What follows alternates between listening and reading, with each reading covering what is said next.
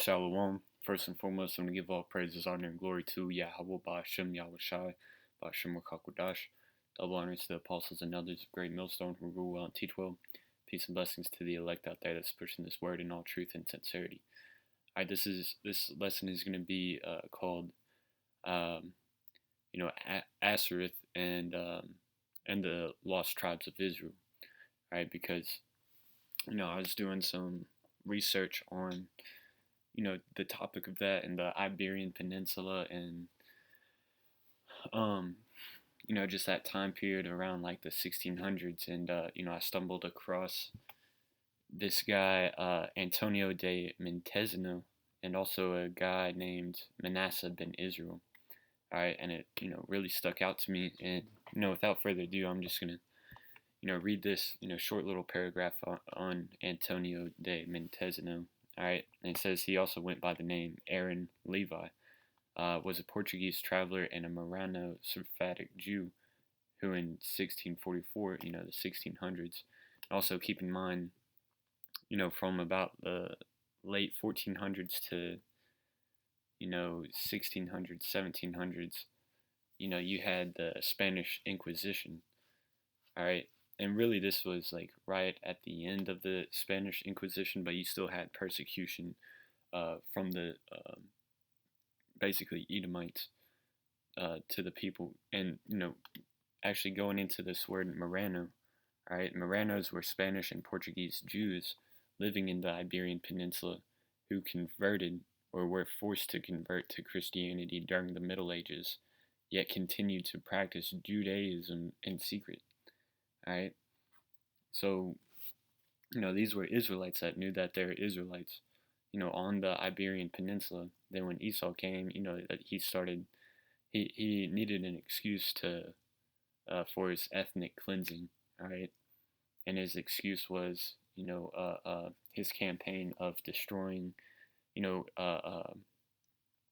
any religious text opposed to Christianity. And it was, that New Age Christianity that aligned with the Constantinople, the Catholicism, all right? So they were, that's why a lot of the Moors' history and culture were cut off, all right? And even, the Israelite heritage in the Iberian Peninsula, is destroyed because Esau came through and it also forced Israelites to keep their customs in secret. All right, but it says who in 1644 persuaded Manasseh ben Israel, a rabbi of Amsterdam, that he had found one of the 10 lost tribes of Israel living in the jungles of the Quito province, which is Ecuador. This supposed discovery gave a new impulse to Manasseh's messianic hopes. Manasseh wrote a book about the narrative, The Hope of Israel. In it, Manasseh argued and tried to give learned support to the theory that the native inhabitants of America at the time of the European discovery were actually descendants of the lost 10 tribes of Israel, and they are. Right? It says the book was originally written in Hebrew or Latin around 1648, but its publication in English in 1650 in London caused great controversy and polemics in England. And the word polemic is, a strong verbal or written attack on someone or something. Yeah. So when Manasseh ben Israel, published this book saying, hey, the natives over there in America, they're the Israelites, it caused controversy and, a smear campaign. And when you, let's see, if you click on, whenever you look up Manasseh ben Israel, right? Let's see, I think it's this.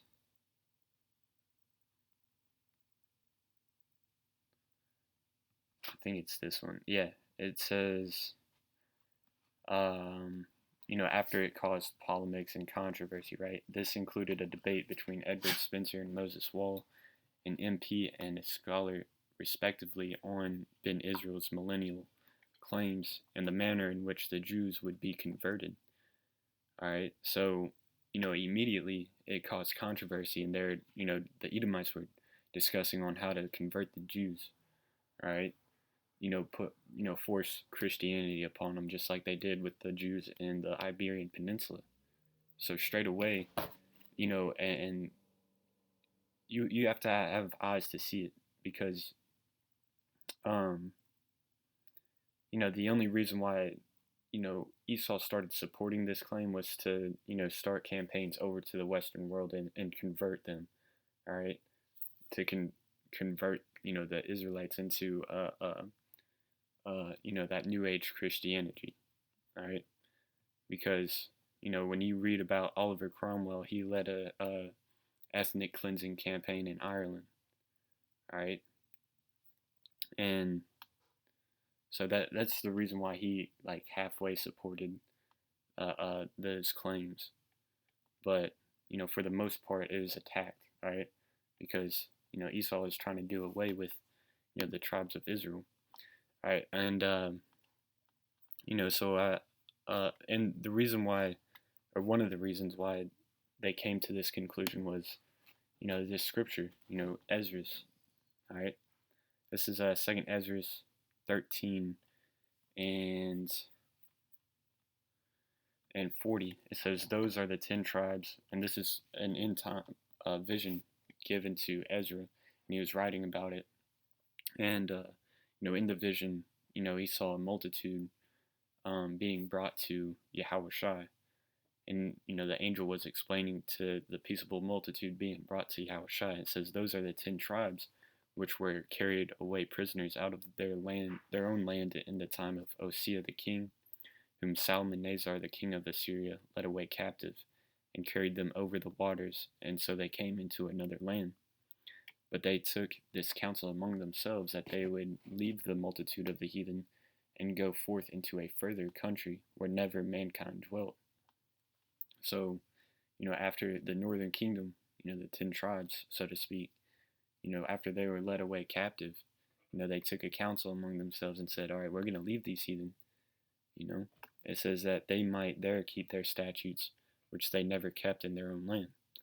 And they entered into Euphrates by the narrow places of the river, for the Most High then showed signs of them and held still the flood till they were passed over. For through that country there was a great way to go, namely of a year and a half, and the same region is called Arserath.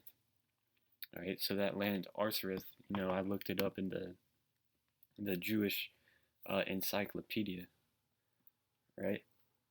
And one of the things that popped up was, the lost tribes, or lost 10 tribes. And when you scroll down to America, you get some heavy information,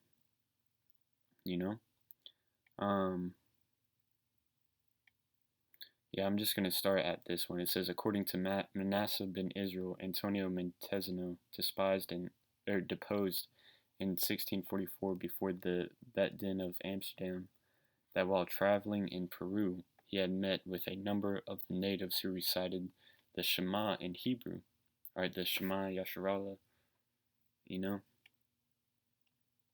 and who informed him through an interpreter that they were Israelites descended from Reuben, and that the tribe of Joseph dwelt in the midst of the sea. All right, so in the midst of the sea, that's Cuba. All right, that's Ephraim and Manasseh. People think that we make the 12 tribes sign up, like we just pulled it out of our asses. No, man, this is through historic research and linking it up with biblical prophecy. All right, and hey, that's why I think Manasseh ben Israel was a Jake, because when he started doing it, when he got into the history, and he made a published claim that, hey, and he also said that them being scattered throughout the world was a messianic sign, and it is, because the scriptures talk about how Israel was supposed to be scattered throughout the earth. All right. It says he supported their statements by tracing Jewish customs among the inhabitants of Central and South America, the Indians of Yucatan and and the Mexicans rent their garments in mourning and kept perpetual fires upon their altars, and did also the Peruvians. So, and that was a Hebrew custom. Whenever, if you were in a time of mourning and you heard bad news, Israelites would rip their garments. The Mexicans kept the Jubilee. Hey, the Jubilee, man. The year where you forgive all debts. While the Indians of Peru and Guatemala observed the customs of levirate marriage, so they're keeping, the Hebrew Israelite customs of marriage in the scriptures. Manasseh ben Israel therefore concluded that the aboriginal inhabitants of America were the lost 10 tribes. And he was of the opinion that the Messiah would come when the whole world was inhabited by the descendants of Israel. Yup. Matter of fact, let's get that. Let's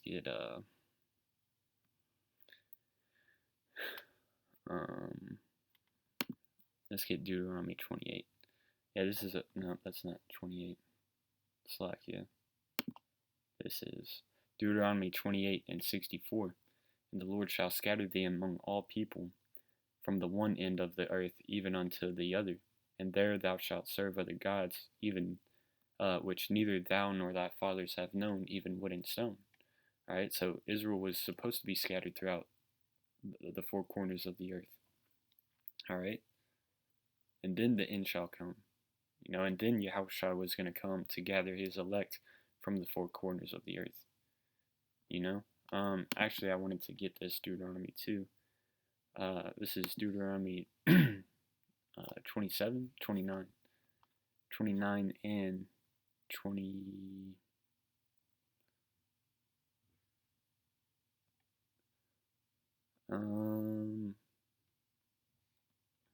I'll start at 24. 29 and 24. Even all nations shall say, wherefore hath the Lord done thus unto this land? What meaneth the heat of this great anger? Alright, and this is talking about, why all these terrible, horrific things happen to, a certain group of people. Blacks, Latinos, Native Americans, Hispanics, and, even the Israelites who are scattered throughout the other nations. Horrific things happen to us over and over. It says, then men shall say, because they have forsaken the covenant of the Lord of their fathers, which he made with them when he brought them forth out of the land of Egypt. For they went and served other gods and worshipped them, gods whom they knew not, and whom he had not given unto them. So the reason why we suffer all these things is because we stopped serving Yahweh through his son Yahushua. Alright, it says, and the Lord rooted them out of their land in anger and in wrath and in great indignation, and cast them into another land, Arserath. Whenever you look up what that word Arserath means into another land, as it is this day. And when you break down this day in the Hebrew, it means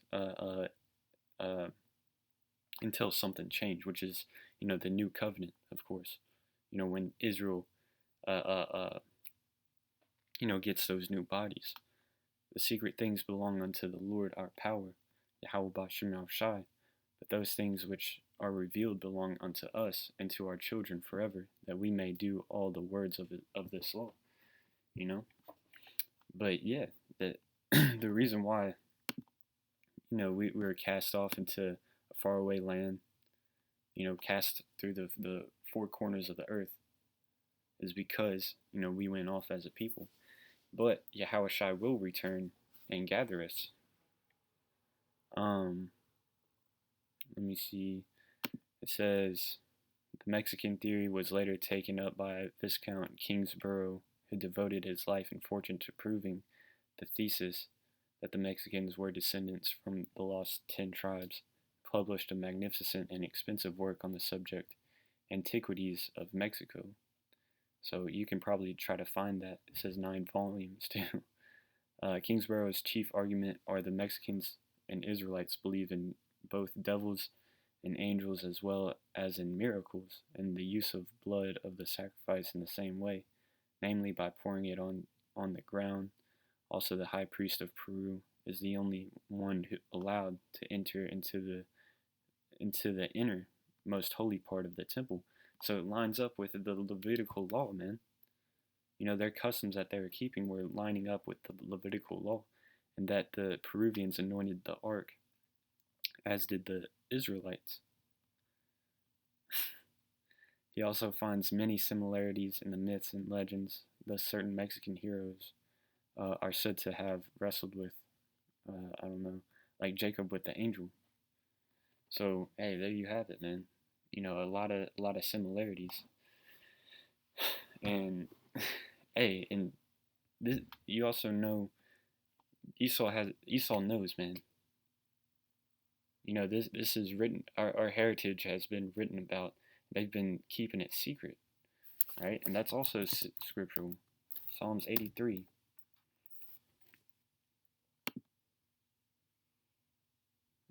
Psalms 83, starting at the first verse, it says, "Keep not thou silent, O Yahweh Bashem El Shai," really power. Elohim. The word God in Hebrew is Elohim, which means power, right? Which is a different topic. But hold not thou peace, and be not still, O power. For lo, thine enemies make a tumult, and they that hate thee have lifted up the head. They have taken crafty counsel against thy people, and consulted against thy hidden ones. They have said, Come, and let us cut them off from being a nation, that the name of Israel may be no more in remembrance. So, that was Esau's purpose. When they started hearing that, hey, when they started, when Manasseh ben Israel came out with that book, claiming that Israel was over in Americas, you had you had people immediately started. You had Esau immediately asking and inquiring how they should be converted, the manner in which the Jews would be converted, meaning cutting off their heritage, by let's make no more Israel their name. Let's call them Christians. Let's not call them Israelites anymore. Let's not call them Jews anymore. Let's start calling them Mexicans. Let's start calling them Native Americans, Seminole Indians. Let's call them Indians. Let's call them black, white, anything but Israel, all right? All these different vain philosophies and Esau forcing his customs. And there's nothing new under the sun, too, because this is 1 Maccabees 3:48, right? It says, "And laid open the book of the law wherein the heathen had sought to paint the likeness of their images." So Esau destroying, our heritage and destroying our culture, such as paintings and statues. Esau came through and wrecked all of that. Even in the Iberian Peninsula, a lot of the history of the Moors and even scientific what is it called? Scientific advances. That's the word. Scientific advances were destroyed. And it wasn't just in the Iberian Peninsula, but anywhere where Jake was. Icons were destroyed. Books were burned. And then Esau would rewrite history and put themselves in the midst of it. That's why you see so-called white people playing being Egyptians and pharaohs and every nation under the sun. It's like, what the fuck? Why is Esau everybody? Because Esau is also trying to escape his name. He doesn't want to be Esau because Esau is prophesied to be done away with. But this is 1 Maccabees 1:11, because it wasn't just Esau trying to it wasn't just Esau, it was also Israelites, because it explains it. And those days went there out of Israel wicked men who persuaded many, saying, Let us go and make a covenant with the heathen that are round about us, For since we departed from them, we have had much sorrow. So, when Jake or Israelites started catching hell from, Edomites, they hold on one second, Slucky.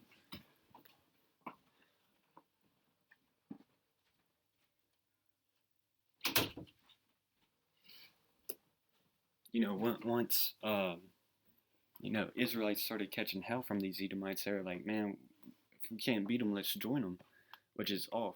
So it says, so this device pleased them well. Then certain of the people were so forward herein that they went to the king, who gave them license to do after the ordinances of the heathen, whereupon they built a place of exercise at Jerusalem, according to the customs of the heathen. So they joined the heathen. They stopped calling themselves Israelites, stopped keeping the customs, and just latched onto the heathenistic customs. All right, and even in the time of Acts, this is Acts 5, and I'll start at 27. It says, and when they had brought them, they set them before the council, and the high priest asked them, saying, did we not straitly command you that ye should not teach in this name? And behold, ye have filled Jerusalem with your doctrine, and intend to bring the man's blood upon us. All right, so, even in the time of Acts, Peter and the apostles, they were catching hell for preaching in the name of Yahweh Shai, and then, Peter came back with this response. Then Peter and the other apostles answered and said, we ought to obey the Most High rather than man. The Most High of our fathers raised up Yahweh Shai, whom ye slew and hanged on a tree. Him hath the Most High exalted with his right hand to be a prince and a savior, for to give repentance to Israel and forgiveness of sins. And they go on to say, I believe, if it be of man, it will come to naught. But if it be of the Most High,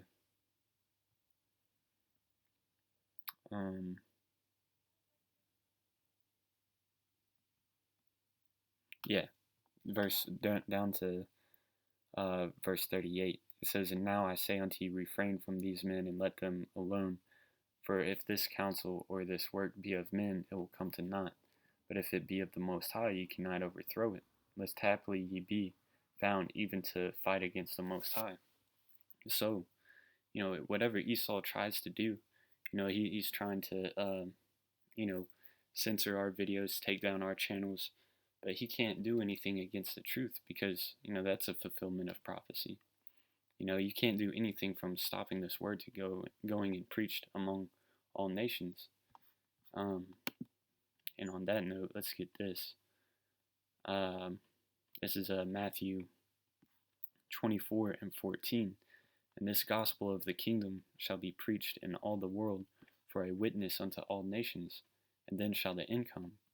So Manasseh ben Israel was right, making the claim that Israel being scattered throughout the whole earth is a sign that, the Messiah is coming. Because, first it had to, it says, when ye therefore shall see the abomination of desolation spoken by Daniel the prophet stand in the holy place, whoso readeth let him understand. Then let them which be in Judea flee into the mountain. Because when Esau, who is the abomination of desolation, and in Daniel it says the abomination that maketh desolate, all right, because he was going to ransack Judah, and the two tribes, the southern kingdom, were going to have to flee out, all right, and they would have to discontinue from their heritage too, all right. So that's why it says, then let them which be in Judea flee into the mountains.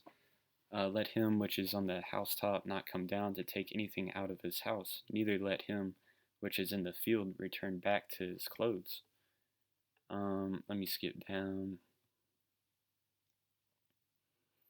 Let's see.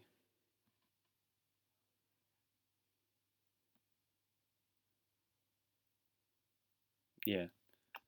I'm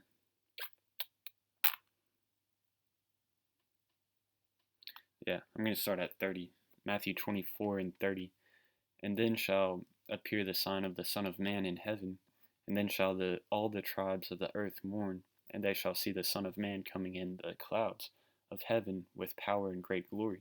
And he shall send his angels with a great sound of a trumpet, and they shall gather together his elect from the four winds, from one end of heaven to the other. So, in order to do that, Israel had to be scattered everywhere. All right? And let me grab this too, and I'm going to end it here. But this is Jeremiah 16. I'm going to start at 14. Therefore, behold, the days come, saith the Lord, that it shall no more be said, the Lord liveth, that brought up the children of Israel out of the land of Egypt. All right, because that's known as the Passover. All right, but that's going to be done away with, really. In verse 15 it says, but the Lord liveth, that brought up the children of Israel from the land of the north, and from all the lands whither he had driven them, and I will bring them again into their land that I gave unto their fathers. Behold, I will send for many fishers. I mean, that's the point. He's going to have a new Exodus, all right, and it's going to be out of the land of the north, which is right here in North America, all right, and also from all the lands whither he had driven them, all right, because again, Israel was scattered throughout the four corners of the earth, all right, and I will bring them again into their land that I gave unto their fathers. All right, so that's the name of the game, man.